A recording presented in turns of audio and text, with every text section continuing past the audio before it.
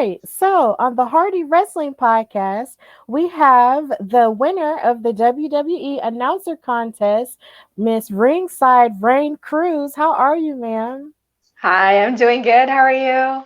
I'm doing great, and I'm just happy to be here, and I'm so glad to have you on my show because I've just been fascinated, with your story ever since I saw you ring announce at SummerSlam. So I'm just really glad this is happening. Oh my God, thank you so much for having me. Like when I got your email, I've been really excited to be on your show. Yeah, I'm really glad you were. So we're gonna get into it, and it's gonna be good. So here we go.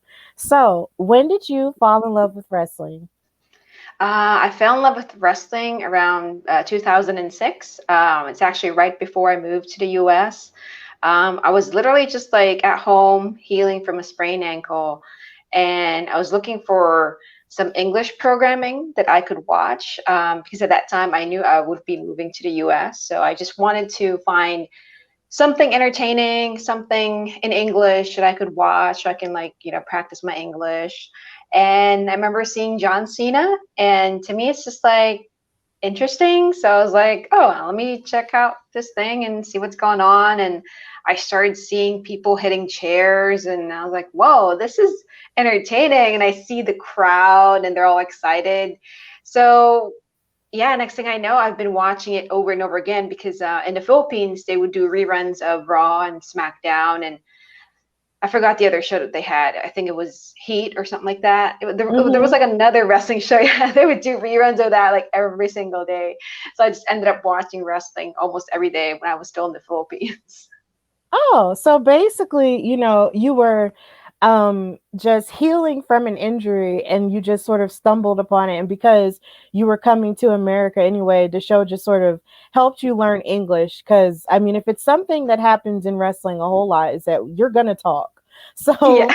So there's a lot of talking going on and miss all the fighting. So you watched that and you attached yourself to John Cena. That's really cool. So if you could just tell everyone where exactly you're from. Oh, so I'm from the Philippines, born and raised in the Philippines. I Hmm. moved to the US in 2007, so literally like a year before I, started watching wrestling. Um, I moved to the US when I was 18 because my mom and my stepdad, took me to the States, and I wanted to go to college in the US. So I was like, oh, this is a great opportunity. And yeah, I've been in the States since 2007. I mean, I would go back and forth between the States and the Philippines. And yeah, I've enjoyed my time. Yeah, and what's so funny is you brought up all of these other shows like on top of Raw and SmackDown. It's like they had Sunday Night Heat, and then they also had Velocity, is what I Yeah. remember. Yeah, so it's just like that is so 2000s right there. Like that's peak 2000s right there. It's just, and I remember when I used to go to live shows and they would tape those shows. Spoiler alert, those were taped. If you don't know, like I would be so confused because you would go to a Monday Night Raw, which was live, and then they would record for Sunday Night Heat, and I'm just like, wait, I thought this came on Sundays, huh? Oh, see, I just learned something new today. I I didn't see. know Oh my that. god.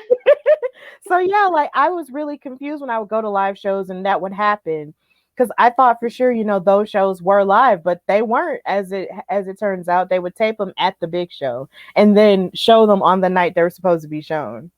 Oh, so was it like the version of the dark matches that we see now? You could say that, yeah. Okay. You could say it was their version of dark matches, except they would put them on TV like on Sundays, and I think Uh, Velocity would be shown on Saturday night, if I'm not mistaken. okay. Okay.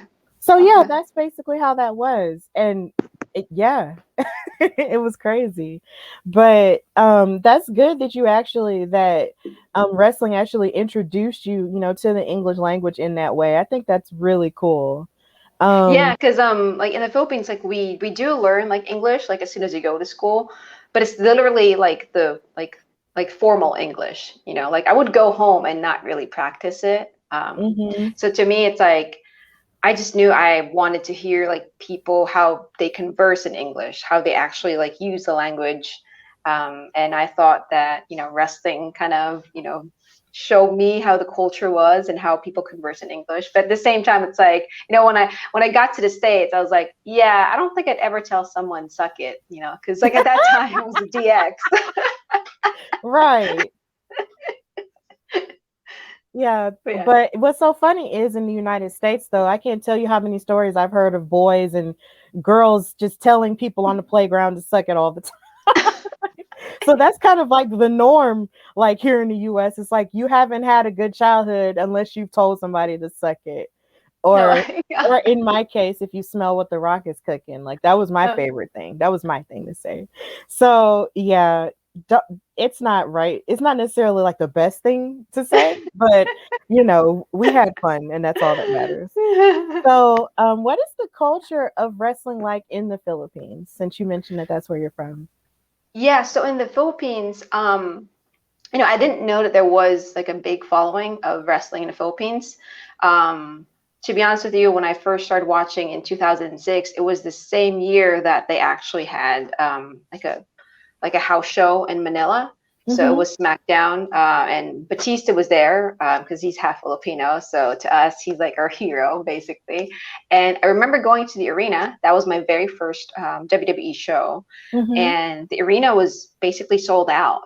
And I just remember thinking to myself, oh my God, like a lot of people love wrestling here in the Philippines. So that was really nice because around that time, we didn't have Instagram, it was just like MySpace, and you build your own playlists of songs that you like. There's really no social media to kind of like see, like different types of people who love wrestling. It's literally just like knowing like in person. With me, I knew some friends from school who love wrestling, but that was it for me until I went to my first wrestling show and saw how many, people here in the Philippines really love wrestling. Yeah, it's basically a culture. And it's so funny. It's like I just said something, I just taught you something about the shows, and now you just taught me something about Batista. I didn't know he was half Filipino. He is. Yeah. If you I don't know which arm he has, but he has like a tattoo of the Philippine flag, and I think it's a Greek flag because he's half Filipino, half Greek. Oh, wow. That makes so much sense now. Because every time I saw him, I just thought he just had a really great tan. I just thought he had like a really good tan. And I just thought he was just, yeah, I didn't know he was Greek and Filipino. See now all that makes sense. Now, so much of my life makes sense now that I know this. Okay. And it's good that you were able to, find your community that actually likes wrestling too. Because I feel like nothing is more fun than watching wrestling with people, who love it just as much as you do. Oh my God, yes. And then you make friends at the live shows and everything that you wind up staying in contact with on social media and everything. And it just becomes a whole thing, and it's fun. Like, I love it. I cannot wait till live events come back to Birmingham, because we haven't had wrestling events at our large arena here in Birmingham because it's been under construction. So I cannot wait till it comes back, because once it does, I'm just going to lose my mind and just have all the fun and do all the things. So I'm really glad you were able to have that experience, that early. So yeah, when did you decide that you wanted to pursue a career in ring announcing? So that one actually just happened by accident.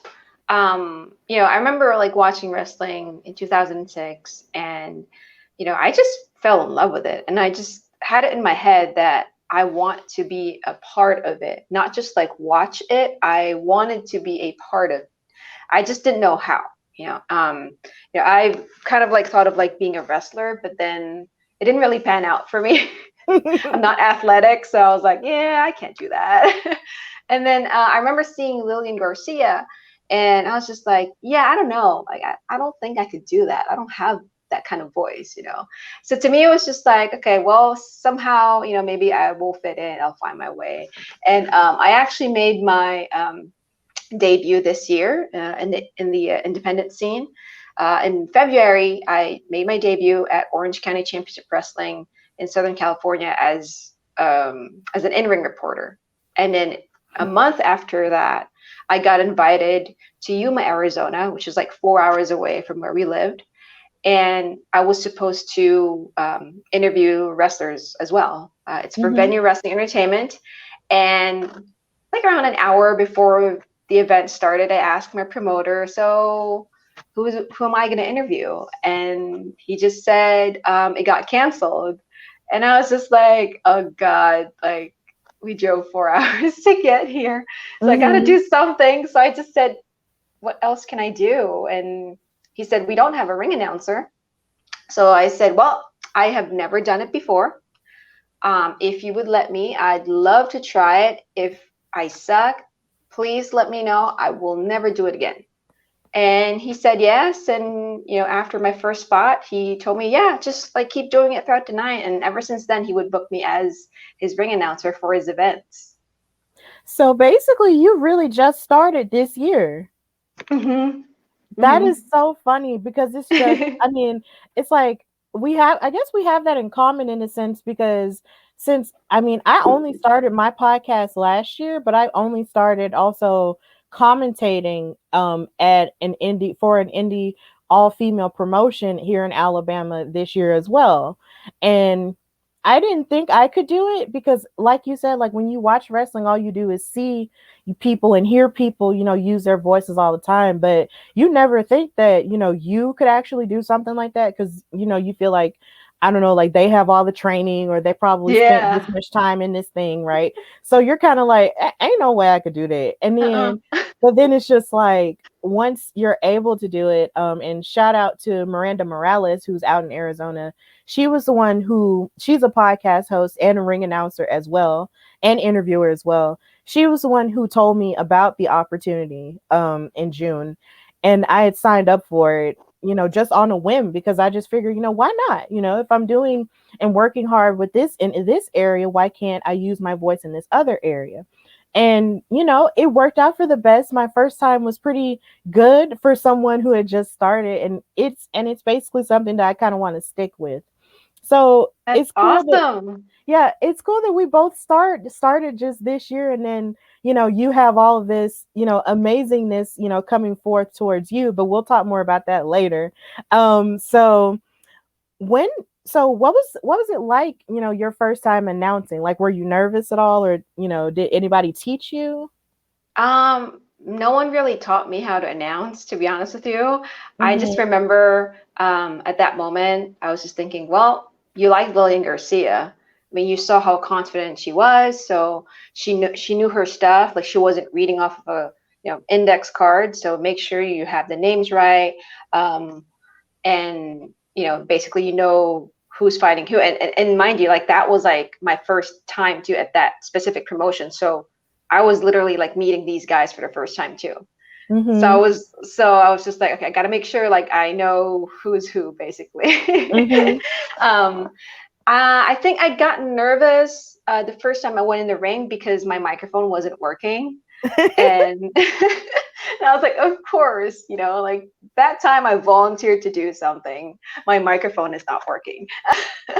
And there's this guy who had a megaphone and he's like, turn on your microphone. And I was like, oh God, what is happening here? And then the promoter got in the ring and he fixed the microphone. And he's like, hey, be nice to her. She drove far to be here tonight. Okay.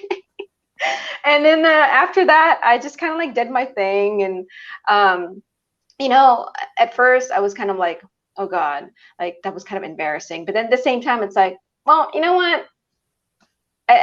There was one of the wrestlers told me, at the end of the day, you're the one in the ring. So you have control of everything, your nerves, how you react to people when they talk to you. You're the one in control. So make sure you just, make yourself feel at home inside the ring. And yeah, that night really helped me a lot. Okay. You mentioned that, and it's like the audience at indie shows, they can be really rambunctious.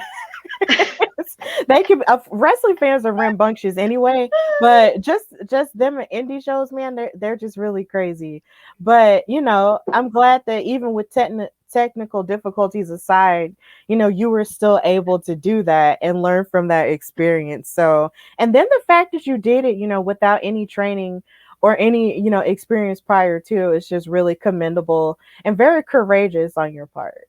Oh, thank you so much. I just knew in my head that, you know what? If this is something that I can't do, I need to know now. Mm-hmm. And, that was just kind of like my mindset. Just, at least I know I shouldn't be offering that service to other promoters if I can't do it. Yeah. And just to sort of piggyback off of what you said about Lillian Garcia, she was actually one of my favorites as a ring announcer and just also as a singer too. Yeah. Because anytime, like, I'll never forget the first song I heard her sing. It was like WWE did this album called WWE Originals, where Jim Johnston wrote original songs for these superstars to sing, and of course some of them couldn't really like sing things, but Lillian could, and she did this song called I think You Don't Know Me, or You Just Don't Know Me at All, as the name of the song. Mm. And I remember just falling in love with her singing voice even then, because I was just like, even though she would sing the national anthems or like America the Beautiful, at WrestleMania a couple times, it's just to actually hear her outside of that was just like, whoa, ma'am. Like, she is such a good singer, and she's just like one of my favorites, like, just period. And then I'm trying to think who else my favorite ring announcers, but she's definitely up there. So Mm. hopefully, maybe, as we're talking in this interview, maybe once I'm putting this together and when I put this out, I'll share a clip and tag you in it and tell her, we love you, Lillian. We were talking about you Yes. here. So yes, that would be really great. Um, so were there any struggles that you had faced early on in your journey? I guess, what I could think of is probably something that everyone like struggles with, which is basically the pay. Because like with the indie scene, it's not really like the biggest shows, so it's like you go to an event sometimes you don't get paid. There are events that, you get something, and I remember my wrestling coach telling me, well, actually telling us in our class, he's like, until wrestling starts paying your bills, it is a hobby. It will be an expensive hobby. And I found out about that when I started driving to these places. Like you spend money on gas, then you buy like your wardrobe and all that. And but to me, it's like it's for the love of the game. Mm-hmm. And to me, every show, whether it's paid or not, it's worth it for me. But I see like the guys and girls who you know like wrestle like every night, and sometimes I hear them, oh yep, after like a show they go in the next morning to go to work. And it's like it's not just myself who experience it. I know a lot of like people experience it, especially in the indie scene. So I think that's like the struggle I can think of, because I feel like the process of the show, like doing the show, like we're all just having fun, and we're Mm-hmm. all there because we love it. And I really hope that one day, all of us will, like kind of like I guess all of us will get the fruits of our labor one day. Yeah, definitely. I believe in that too, because I just remember the first time I got paid. I just remember just being excited at the fact that I got money attached to wrestling. And like when like the first show I did and I got paid for it, I was just like, I got paid for a wrestling job. And I just remember like being so excited and actually putting it on my wall and framing it and just trying to manifest the idea of more coming. Um, Mm-hmm. and I'm just really believing that with all the hard work that all of us, put forth in this wrestling business, it will definitely pay off in some way, shape, or form.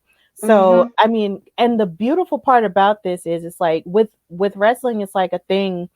It's like you have to love it, or you just don't mess Mm-hmm. with it at all. It's like either you love it or you just don't. And when you're first starting out, of course, it's not going to be, fabulous and all glamorous and everything. But in the end, you'll get to the fabulous and glamorous stuff. But then the fabulous and glamorous stuff is also in the journey getting to the big goal as well. So I'm really thrilled that you had that experience, and we're just believing for more, right? Definitely. So, how did the pandemic sort of affect your growth as a ring announcer, as or in your career, and how were you able to sort of, persevere through that? To be honest with you, I think the pandemic helped me out to build my connections. Mhm. So I guess I'll just backtrack. In 2019, I started creating wrestling related content videos on YouTube. Mhm. So I started with being Asuka's manager. And then from there, I started creating WWE pay-per-view recaps, which, believe it or not, it's my very first one was of SummerSlam 2019. And then in 2020, I I saw Santino Brothers Wrestling Academy in Southern California. And before the pandemic hit, they actually had classes, like if you want to be a wrestler or like an advocate. And I couldn't make it to the class because of my work schedule. So when the pandemic hit, people couldn't go to gyms, and Santino's ended up having an online class, like a wrestling 101, basically psychology of wrestling, like how to cut promos and how to market yourself. And it was such a great class, and I met amazing people, and I met someone who basically linked me up to my very first promoter at Orange County Championship Wrestling. And yeah, and that's how I got my very first gig this year, because of honestly because of the pandemic, because that's how I made my connections. Mhm. See, that's really admirable about the idea that you actually like took a class um in wrestling so you can understand it from a holistic perspective and not just Hmm. from, your position. Because sometimes when people, have a job, or if they, are seeking for a career, they sort of have this tendency to want to just focus solely on what they're doing, which isn't wrong at all. But at the same time, in some cases they don't really like take the time to holistically understand how all of it works to sort of Hmm. create, to basically create this machine that helps everything in this company move the way that it does. And the fact that you were able to do that, during the pandemic is really cool, because a lot of people, did, take classes or did better with their social media in terms of, wrestlers and stuff like that when it came to the pandemic, because there were no shows and stuff like that. Hmm. So I think that's admirable that you actually took that time to study the craft as a whole, and take advantage of that so you can understand, how this works. Like, that's great. Oh, thank you so much. Yeah, I'm really glad because my coaches are amazing, and I met amazing people because of that class as well. So it really benefited me a lot. Absolutely. So, what are some techniques that you use to preserve your voice? Mm, Number one will be this: drinking a lot of tea, drinking a lot of hot tea. Mhm. Um, on If I know I have a show, like the day of, I stop like drinking cold water. I usually just drink like warm water. Mhm. I bring a lot of cough drops with me because I learned this when I was singing at a church choir.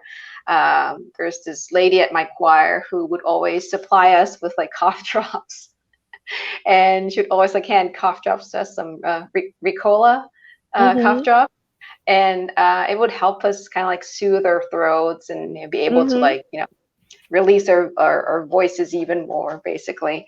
Um, what else? I try to like get a lot of sleep like the day before, because I find that I'm a night owl. So whenever I don't sleep well, or whenever I sleep late, I find it hard to kind of like release my voice like the next day. Mhm. Um, and what else? Yeah, so mostly just to make sure that I'm not eating a lot of sweets too the day of.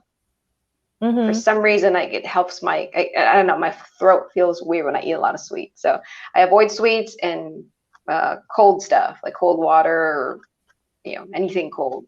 I avoid it. So essentially, you prepare your voice the way that a singer would before a big show or something. Kind of, yeah. Yeah, I think that's cool because it's just like I remember that being my life, before wrestling sort of, popped off the way that it did in my life last year.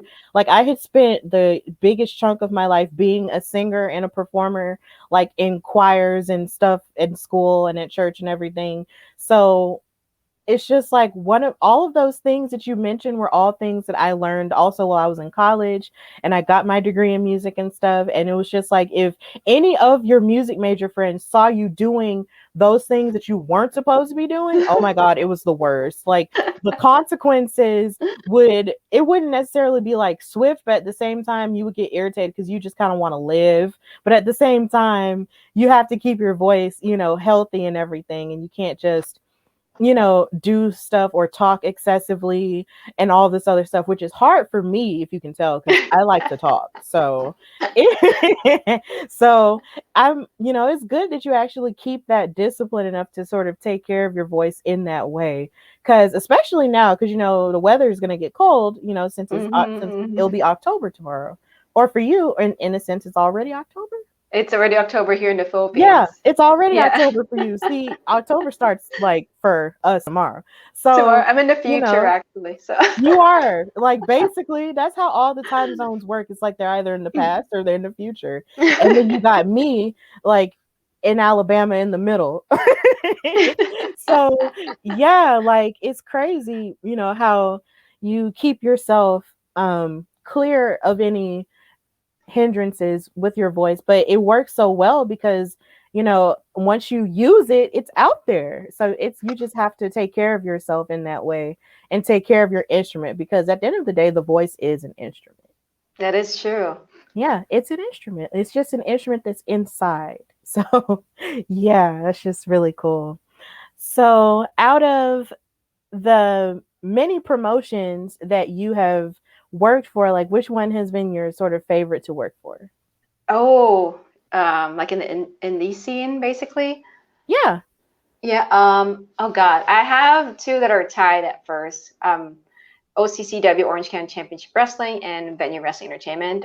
Primarily because those were the two promotions that gave me my first shot in the business. But at the same time, like the people that I deal with, my promoters, the wrestlers, they've been so supportive of me. And to be honest with you, when I first, prior to getting into the industry, I was kind of thinking to myself, well, I'm not going to be a wrestler. Like, I don't know how, non-wrestlers get treated at promotions. Like, are they seen as like, you're just a nobody, or do they include you as a part of the show, like as a part of the family? And that's how it has been for me. Like everyone has included me as a part of the family. And I show up at OCCW, and to me it's like I don't feel like I'm just the in-ring reporter or just a ring announcer. It's like I feel like I train with them too, which is weird. So yeah, they welcome me with like open arms, and both promotions welcome me with like open arms, and it's really nice for me because again, it's like I'm a rookie in the business, and to me, it's just especially I'm a woman, so it's like I also don't know how I would be treated. So to me, sorry, hang on 1 second. Is it like showing up on your end? I saw it flip, and then I saw your finger, and now I see you. So it's okay. Okay, sorry. It's cool. Because like my husband's like calling me. Hang on 1 second. He's like, "Are you busy?" Yes.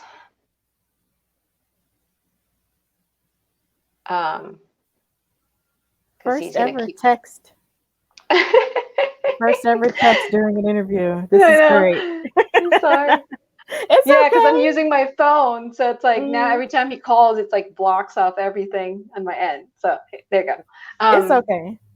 Yeah, so it's for Orange County Championship Wrestling and Venue Wrestling Entertainment. Like they've welcomed me with open arms, and it's amazing because like for me, I'm a woman, and surrounded by so many men, right? And being new in the business, it's like you just hope that you get treated with respect, and you get welcomed, and you get to you don't feel like they're treating you as a nobody because you're not a wrestler. And both of these promotions like welcome me with open arms. And after SummerSlam, I started working at other indie promotions, but they've all like treated me well too. But OCCW and VWE, they've just been my promotion since day one. So I'm biased towards them. See, it's funny that you said that, because it's like that kind of like that's kind of like my relationship with the Belladonna division.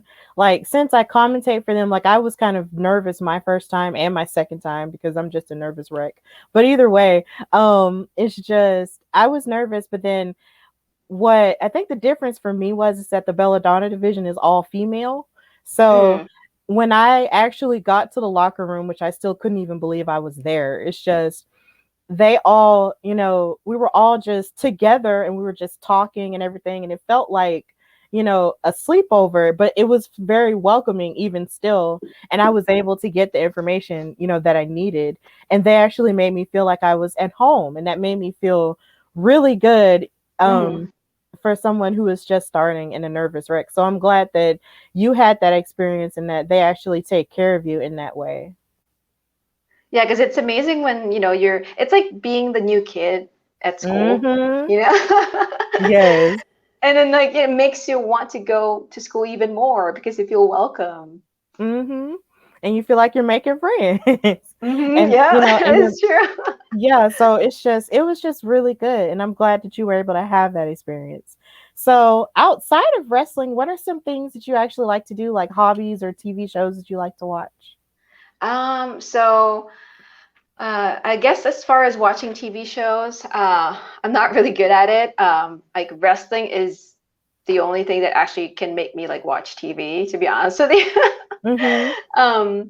Because I tried watching TV shows before, like other shows outside of wrestling, but whenever they get canceled, to me, it's like, now I have to find a new show to watch. And then now I'm just like, no, I'm just going to stick with wrestling. But my husband, he's the one who like goes on Netflix, like tries to look for new shows. And sometimes he'd be like, hey, want to watch this? So the last thing that we watched together was Squid Game, which is really good. And my husband was really surprised because I was literally just on the couch watching this. So he's very, it's like he's seen a miracle every time I sit on the couch and actually watch TV with him.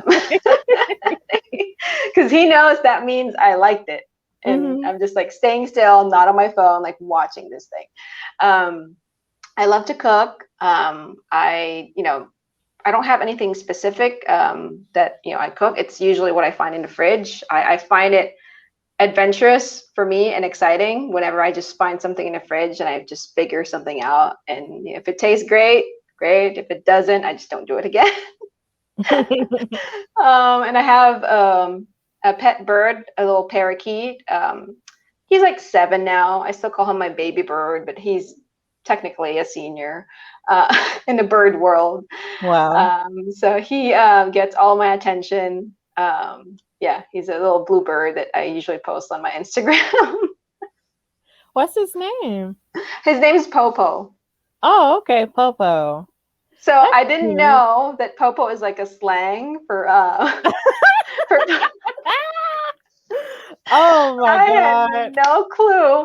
I just remember watching a news report and there's this guy, it was like Memorial Day or some sort of holiday, and he said, he was saying, he was reporting about like drunk driving or like being careful to not drink and drive for the holiday weekend. So he was just saying, watch out for the popos. And ever since then, it got stuck in my head. And I was just like, what does that mean? And then around that same time, I got my bird. So I just named him Popo because I have this trend of naming my birds. I had Toto, I had Coco, and Popo, and then I had Momo. So everything is like with an O. So I just named him Popo. That is so cute. And that's actually a funny story that like pet names, oh my God. Like I've actually never had a pet myself, but just hearing other people sort of talk about it, it's just so cute. And just the idea that you have, a baby bird and then you name him Popo and and you found out that that's a slang word for the police, right? Like Yeah, that's the popo. Yes. Oh my gosh. So yeah, that's really funny. So maybe one day you'll go back on Women's Wrestling Talk and then they'll have you on their show Pro Wrestling Pets, and then you and Popo, can put Yeah, in an I'll have Popo appearance. right here. Oh snap, he's right there. Well, no, he usually like hops on my finger. Oh, So okay.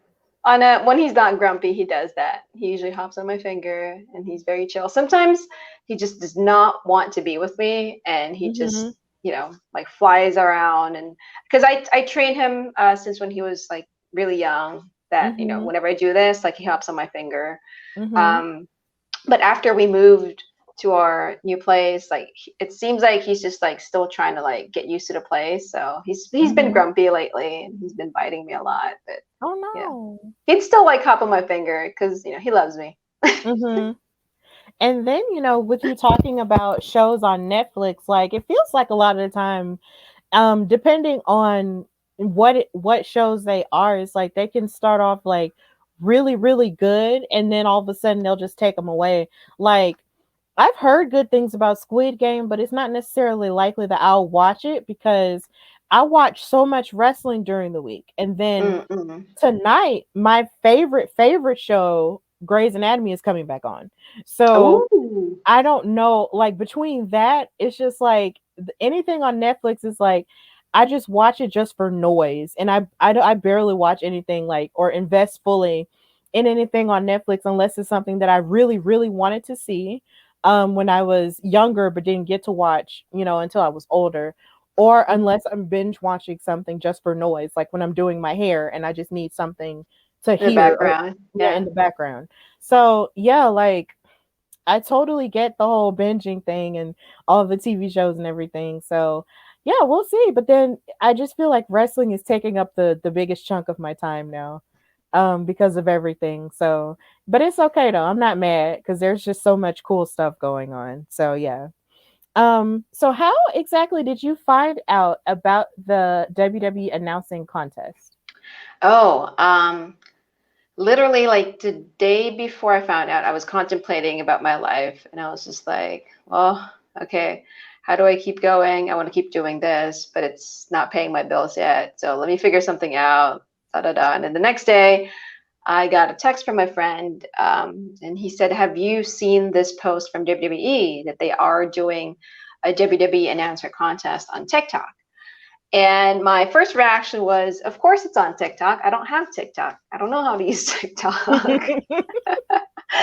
So I was like, okay, well, let me create a TikTok account. And I kind of like did the videos that they wanted people to do, which is basically a duet with like WWE superstars as they make their entrances to the arena. Mhm. And I didn't think I would win, to be honest with you, because I literally just started my account. I didn't have that many followers. I literally like texted a lot of my friends and just told them, like even our realtor, I asked my realtor to create a TikTok account and like my video. Aw. Because I was just like, I don't have a lot of followers. I just want people to like my video because whenever you click the hashtag WWE Announcer Contest, you have to keep scrolling to see my videos. So in my Mhm. head, I was like, oh my God, how can you boost your videos? And I was just thinking, well, maybe if it has a lot of likes, Mhm. maybe it will somehow like, go up and WWE would see my videos. Um, so that's why I created like, more videos aside from the ones that they requested. Well, I created like two batches of what WWE requested, basically. Mhm. Um, I don't think they judged my other videos because they're not really the ones that they requested. But to me it's free to upload, free to create a video. Right. So I just kind of saw it as, you know what, whatever, like whatever kind of like puts me in the algorithm, I guess. I'll just Yeah, do it it. can't hurt. Might as well try. Yeah, yeah. Mhm. So yeah, it's crazy as to how I didn't have a TikTok account. And for my second batch of videos, I asked my friends at my wrestling dojo to help me, and they're literally like showing me, Raine, this is how you do TikTok, and this is how you. Okay, cool, thank you. So everyone's been really supportive of me throughout this TikTok journey. Yeah, TikTok, like it's like any new social media thing. It's like you don't know that you should have it until you get into it, and then it becomes a part of your life. And Mm-hmm. even with me, like I had actually started, I have my own TikTok, but at the same time, I really didn't necessarily know how to make anything until I actually sat down and started stitching, myself Mm-hmm. to certain videos, and then also posting things from my podcast on there as well, like clips and everything. But, I actually, this is a Hardy Wrestling Podcast exclusive. I actually auditioned for the announcing contest too. Never having done it before, I actually tried.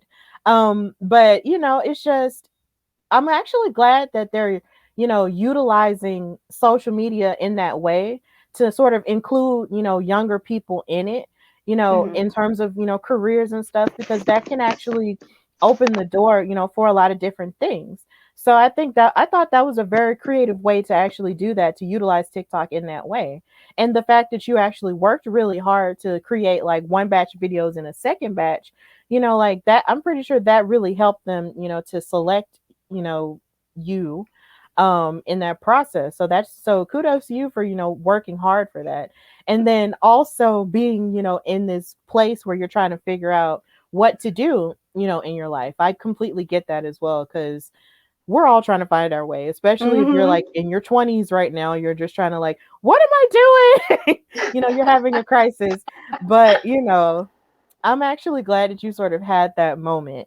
So, how exactly did you come to the decision, to try out?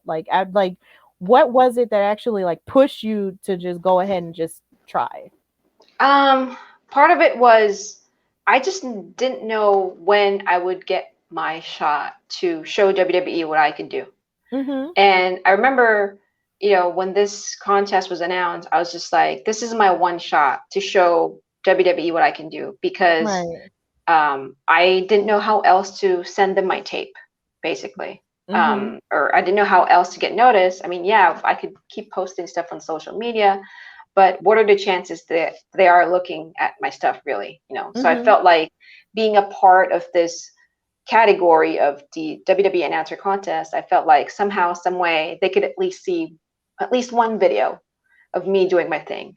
Mm-hmm. So to me, I took it as this is my one shot, because I don't think they've ever done an announcer contest. They Uh, haven't. yeah, I don't think they've ever done Never. that.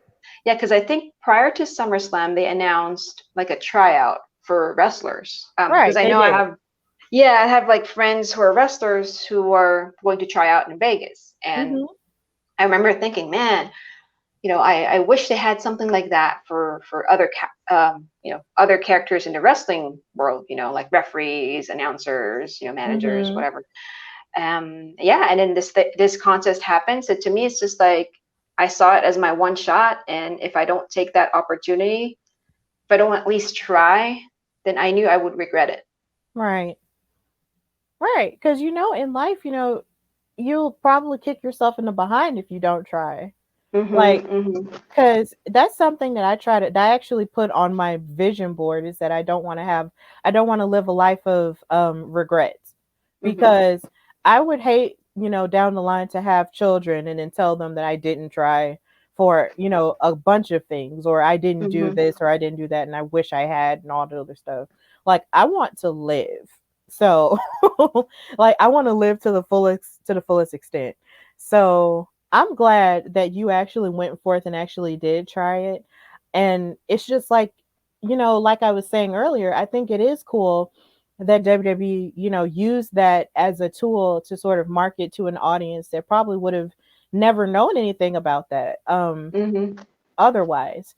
So maybe one day they'll do a commentary contest or something Yeah. like that. Like, hey, that would be cool. That would help. That would be awesome if they did something like that. So, what was the process like of being told that you were one of the finalists, and being told that you were the winner? So like for me, like it was the week of SummerSlam when I found out that I won. Mhm. I got an email Wednesday, so that's 2 days before SummerSlam, right? Because SummerSlam was a Saturday. Yep, Thursday, Yeah. Friday. Yep. Yeah, I got an email Wednesday night that I won, and I just remember seeing the message, "Congratulations, you won." And I was like, I just couldn't believe it. I could not talk. I was literally just on the floor crying. And my husband saw me and he said, "What's going on?" And I couldn't talk still, so I just showed him my phone. And he saw the message and he's just like, "Oh my God." And we're both like, just wait, this is happening right now. So yeah, it was I mean, that night I just remember thinking to myself, this real? Mm-hmm. Because like I said, I had no clue I would win. Um, I didn't think they would see my videos. And then at the same time, it was that close to SummerSlam. Right. Like a week before SummerSlam, I had an event. And I remember the guys asking me, "So did you find out yet if you won? Did you find out?" And I said, "No, nothing. I don't think I won because like I haven't heard anything." And the week of SummerSlam is like when I found out that I won, which is, to me, it's like, oh my God, that's crazy. Yeah. Like, I know when they announced it, that was when the people were gonna find out. I was just like, dang, like just that week. But otherwise, at least they told you, and I guess you could say a modicum of time that you could prepare yourself and all of that, to get ready to go. And Yeah. I imagine that being a very emotional moment and sharing that, with your husband and stuff. Like, like that just sounds so beautiful. Yeah. I'm glad that, he was there when I found out. I mean, I'm glad I was home when I found out because, my husband, he's been supportive of me throughout this journey. Mm-hmm. Um, he would drive with me to my shows, like to out of state shows. And I'm glad that he became a part of this journey with me because after I won, like WWE flew us out to Vegas. We got Mm-hmm. like a car service, we got like they paid for our hotel, they paid for our seats. So it was nice that he got to experience that with me as well. Yeah, that is so cool.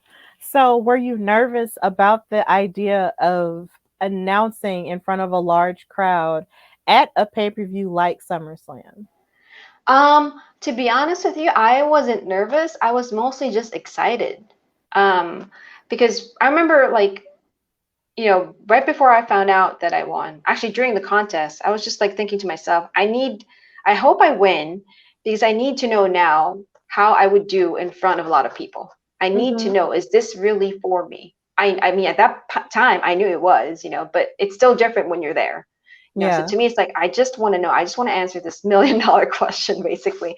But yeah, I just remember visualizing in my head, I'd walk down our hallway and I'd, Mm-hmm. think that I'm walking towards the ring. I'd walk down a church aisle. I'm thinking I'm walking towards the ring. It's just like I'm visualizing that moment of being at SummerSlam.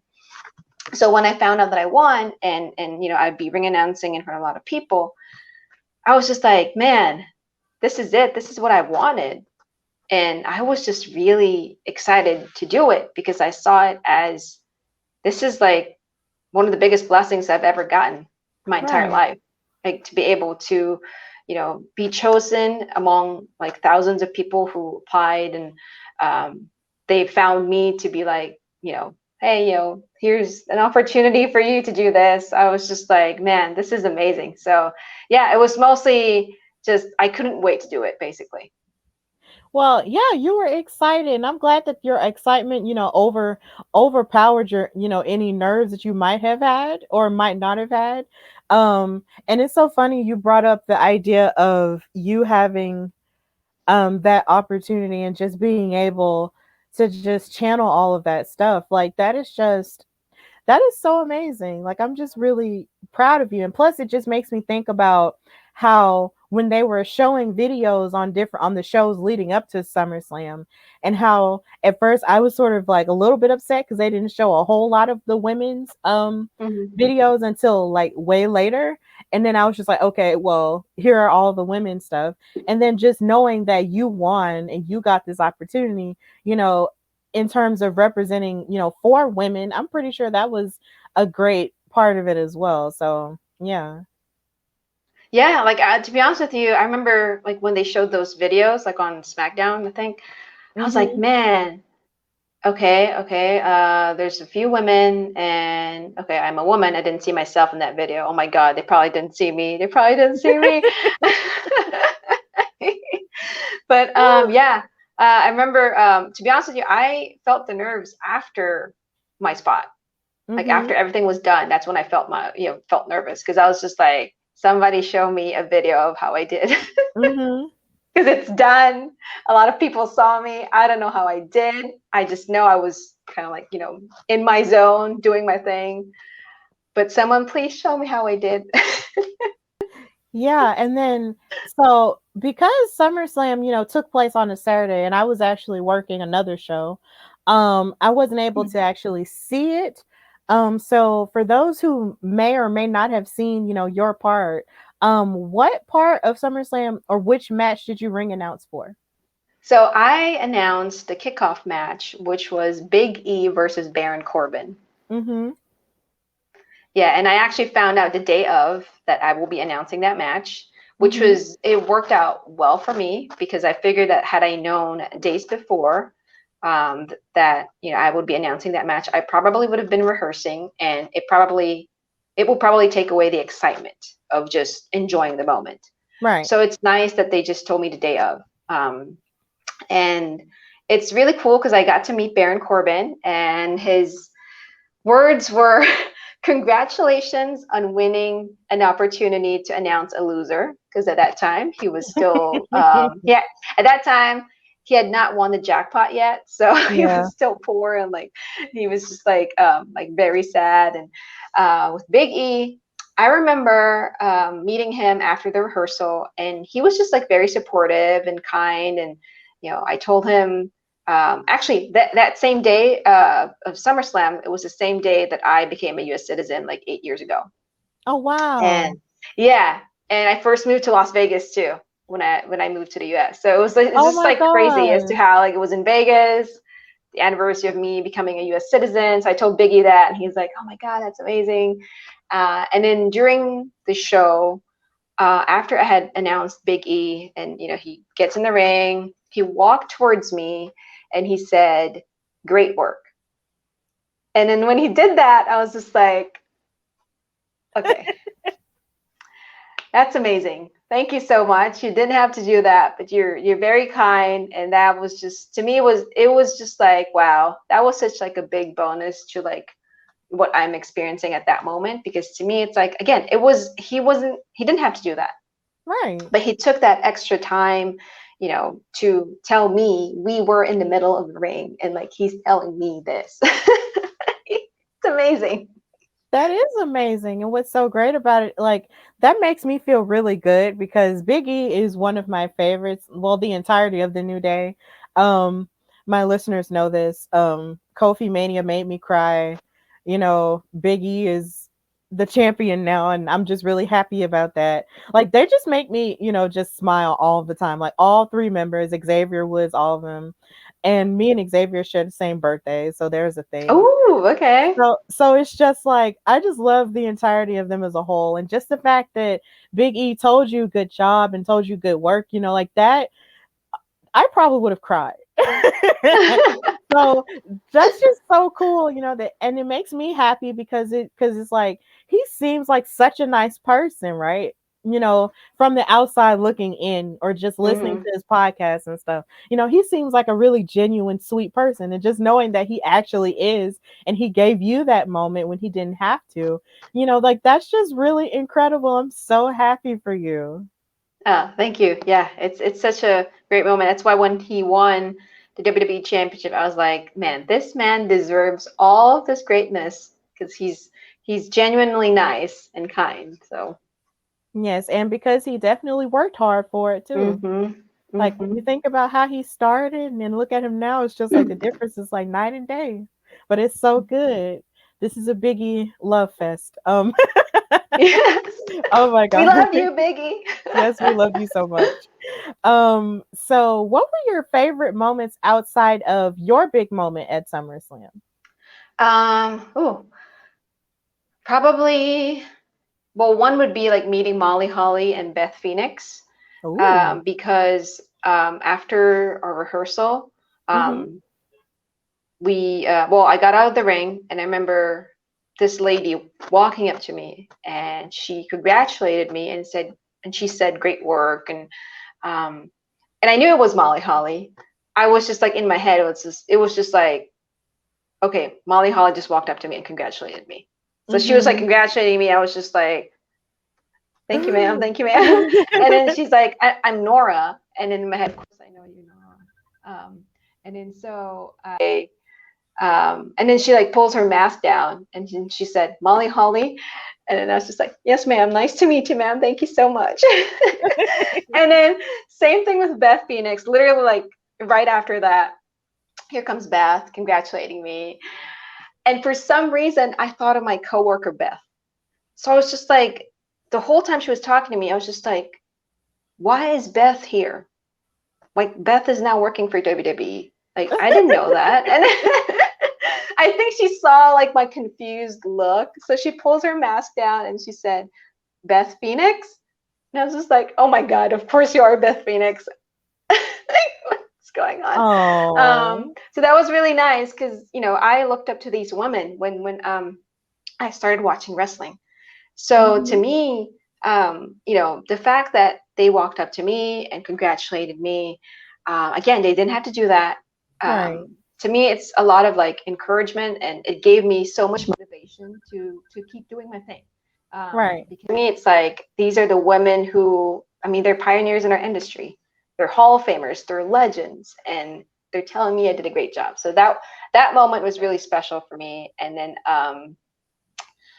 my husband was, you know, I mean, I was looking for him after my rehearsal, and I found him ringside, which is where he was waiting for me. And he was talking to someone. And I just remember thinking to myself, hold up, my husband is not a wrestling fan. And I found him having a great time chatting with AJ Styles. So Oh wow. I was just like, wait, what is going on here? Like, I brought my husband here and now he's making friends with the wrestlers. Like, now he's like friends with AJ Styles. Like, they're laughing around, they're joking around. And I was like, what is going on here? That is so funny. So that was really funny because I guess like with my husband, he's just like, he saw it as, okay, I am meeting new people. I'm here for my wife. You know, but like I'm meeting new people. So he was just like enjoying that moment. And I guess he's not starstruck when he's meeting people because he Mm-hmm. doesn't really like watch wrestling. So he just kind of like saw people, and you know, if someone talks to him, he like talks to them. And that was really nice that you know, him and AJ Styles had that like moment. They enjoyed talking to each other. And then during the match or during the show, we got seats literally like right behind the announcers. Ooh. And yeah, so it's like literally like ringside. And I remember Mike Rome and Greg Hamilton, they would give me like advice still, and which was amazing because to me it's like, you guys are working, but you're still like sharing your knowledge with me. That's great. Mm-hmm. And then all of a sudden, there's this woman who like sat right next to me, and I was just like, oh my God, I hope she does not get kicked out by security, because Right. someone literally like did that and got kicked out. Um, and then next thing I know, she's like, hey. And I was like, oh my God, Beth, you're here. So Beth actually sat ringside right next to me Mm-hmm. for Edge versus Seth Rollins. Oh And wow. I thought of asking her for a picture, but you know, I figured, you know what, it's okay. She wants to enjoy, you know, watching her husband's match. I don't want to start this, and then next thing I know, other people are like asking her for a picture, and then you know, she's not enjoying, you know, the match anymore. So she's Mm-hmm. like, it's okay. You know, it's been a great day. And then a few days after that, WWE posted pictures of Beth ringside at SummerSlam, and one of the pictures that they posted was of me telling her are you okay? Just breathe. You'll be fine. Oh, Because she was like really nervous as she was like watching the match. So it's just kind of like, it's okay, you'll be fine. But I I still imagine somehow got my so. picture. So Like that's so cool that that happened. It's almost like you manifested that in a sense. Like, well, never mind, and then it winds up happening in another way. But at least yeah. you were able to be Beth's moral support in that moment. Because I can only imagine having a significant other be a wrestler, and then you're watching them, and you're just kind of like watching them get beat up, and you're just like, oh, ow, even though you're in the business too, and you know what that's like, but it's still Mm-hmm. nerve wracking at the same time. So Mm-hmm. at least you were there for her. I'm so glad you actually had all those moments though. Like those are gonna like stick with you forever. So I'm really happy that you had those moments there. So of course, given the opportunity, would you sign with a major mainstream company like WWE or maybe AEW or Impact Oh or my God. NWA? You know, I want a full-time opportunity as a ring announcer. So Hmm. yeah, whoever wants to take me, please sign me up. Like I really love doing it. It's amazing as to how I didn't even know I could do this. And I, tried it out. I fell in love with it. And to me, I just want to be the best version of myself. So I just want to find like a company who would give me that opportunity to do it full time. Because I feel like once I do it full time, I'll keep getting my reps and, I can be the best version of myself as I keep, doing it every week, I guess, or how many times during the week. So Yeah, like I definitely see that in your future. Like I just cannot wait to see where you end up because I just feel like, if you had such a like it's like you just started this year and then you go from just starting this year to ring announcing at like one of the biggest pay-per-views, in like wrestling history, then I figure basically at this point the sky's the limit for you. So oh, thank you so much. like Thank you that's just so how much. I feel. Like it's just so huge, for that to happen to you like in that way. So I figure, after that, what I mean, there's I feel like everything else should be fine. So yeah. So how exactly do you feel about the state of wrestling as a whole and what is good and or what could be improved? Oh, I guess like for me, I am hoping to see more women's wrestling. Um, I know we've had like events before, like the Evolution, like the all women's pay-per-view by WWE, which I Yeah. was hoping there would be like one, it would happen every year. Hmm. But I also saw the one from NWA, Empower. Yeah, I was actually I at that one. It was great. Oh, that's amazing. Yeah. Yeah, so I hope that something like that would be like on a regular basis. But aside from that, I hope that it will be a norm to have more women's matches every week, like on the shows that we watch. Right. To me, I'm hoping for it to not just be like, one match like every now and then. I feel like there's like at least one match, but I just hope that there should be like a few more. That way it would become a norm that it's not just going to be like men that we are going to see like on TV. We're also going to see more women's wrestling. So I'm hoping for that.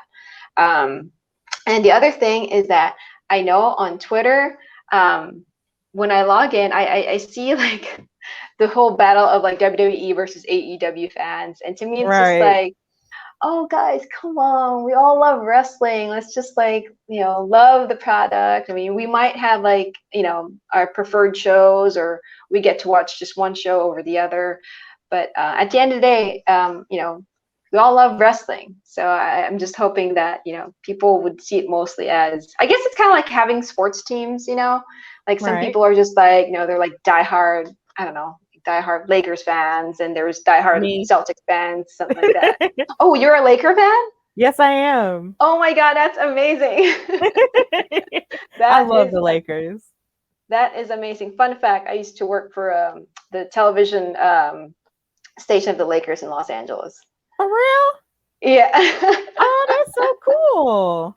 yeah. I used to work for their pregame, postgame, halftime shows. Yeah, I was there Oh, for almost 9 years. And the reason why I Wow. left is because I wanted to, I wanted to pursue wrestling. Oh, okay. Yeah. Well, yeah, I But love the Lakers. yeah, they're amazing. Oh, but yeah, so it's kind of like that. I feel like it's starting to become kind of like a sports team rivalry thing.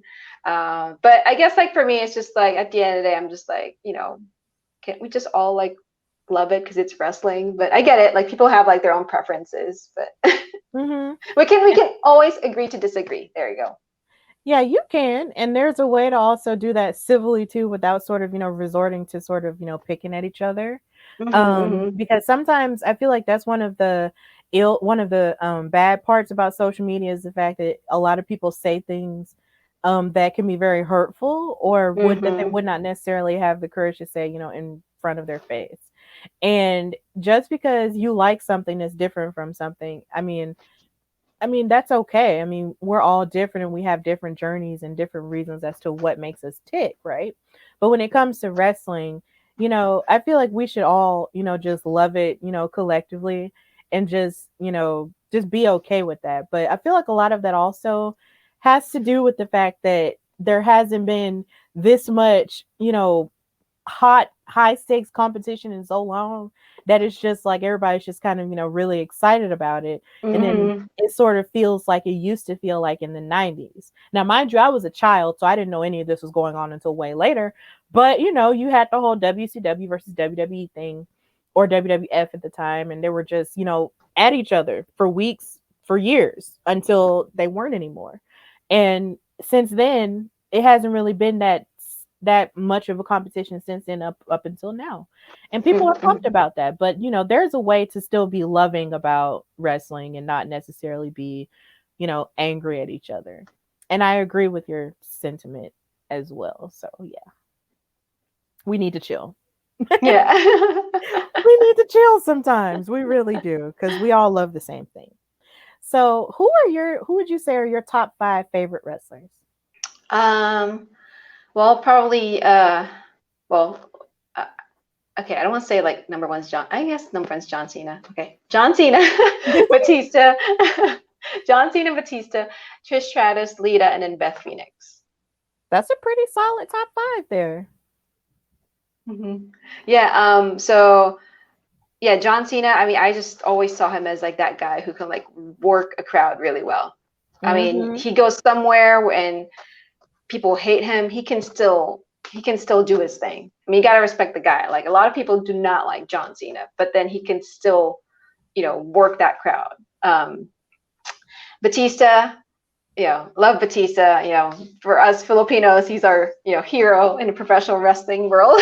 Mhm. um, Trish Stratus, Lita, and Beth Phoenix. I remember watching wrestling. I remember seeing these women and just thinking to myself, "Oh my God! Like they're amazing because they can do what you know the men do basically, and they can wrestle, and they can fight." And I just always thought that uh, they were just like great pioneers of women's wrestling. So yeah, so I remember watching Trish Stratus, her last match against Lita. It was the Unforgiven 2006. I was at a Right. movie theater because that's how we watched pay-per-views in the Philippines around that time.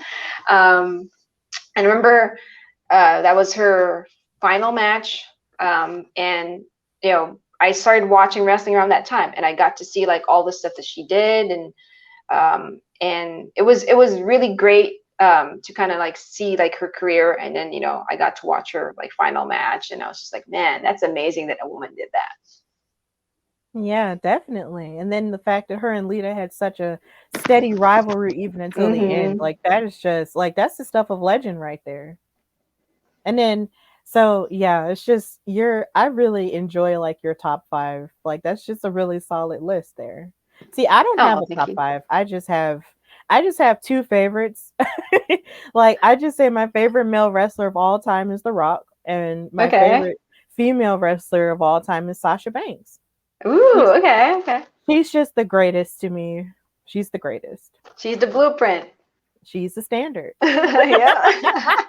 Oh my God, we're being so crazy. Yeah, she's the boss, she's the blueprint, she's the standard, she's the main Mhm. event. She's everything to me. I just love her. So yeah. Except, yeah, she's my favorite. So what would you say the future holds for you, Raine? Oh, to me, you know, it's crazy as to how, where this journey, my love of professional wrestling has taken me. To me, I saw SummerSlam as the beginning. Mm-hmm. I didn't see it as like the end all be all. I won a contest, great. To me, I actually saw it as a beginning for me because, like I said earlier, the night before I found out about the contest, I was literally contemplating about my life. Like, am Mm-hmm. I on the right direction? Is this it for me? And the contest happened. I won the contest, and to me, it's a huge sign that I'm on the right direction. Yes. So for me, after SummerSlam, I've been, booking shows, either as an in-ring reporter or a ring announcer, because I want to keep getting my reps, and I just want to be the best version of myself. So I'm hoping that one day someone will notice me and give me that full-time opportunity to be a ring announcer and to live my dream.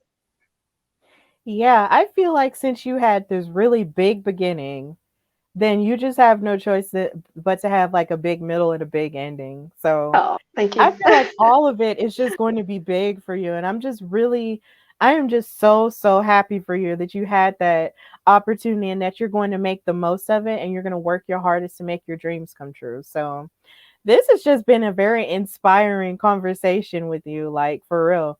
So thank you so much for coming on the Hardy Wrestling Podcast. Now, if you could take this time to just tell people where they can follow you on social media and what you've got going on, then you can do that now. Oh yeah, thank you so much. So you guys can follow me. I'm on Instagram, Twitter, TikTok. I'm learning how to post videos and create videos on TikTok. So so bear with me on TikTok, but I am learning. Um, I'm on social media at Ringside Raine, and that's Raine with an E. I'm also on YouTube at youtube.com/Ringside Raine. If you are in Southern California, or if you will be in the Orange County area, I usually have my shows at Orange County Championship Wrestling. I usually post my flyers on my Instagram page. I also do other shows with other wrestling promotions in SoCal. But for the most part, it's around Orange County, LA area. So if you're ever going to be in that area, find me on Instagram, let me know, and I can point you to the right direction, which show you want to watch. So. Well, thank you so much, Raine, for coming on the Hardy Wrestling Podcast. And hopefully we'll have you back at some point. This was really great, and I just wish you nothing but great things. Oh, thank you so much. Thank you for having me. I really enjoyed my time. Thank you. Great. Thank you.